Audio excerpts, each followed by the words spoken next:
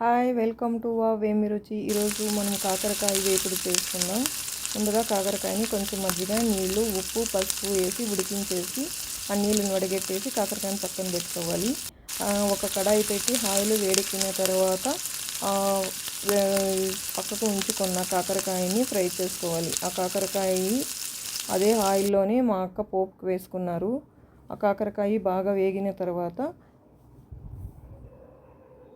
శనగపప్పు, శనగిత్తనాలు, బెల్లం, కారం, ఎల్లుల్లి కలిపి మిక్సీ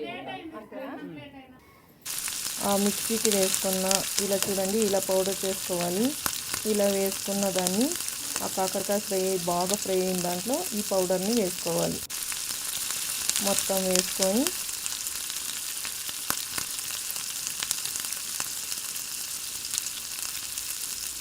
ఈ కాకరకాయ ఆ పౌడర్ అంతా వేసుకున్న తర్వాత బాగా కలపాలి.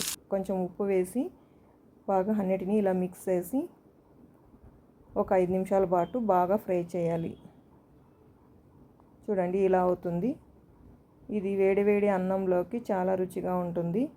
చపాతీకి కూడా చాలా రుచిగా ఉంటుంది. కానీ చపాతీ అన్నిటికన్నా వేడివేడి అన్నంలోకి చాలా రుచిగా ఉంటుంది.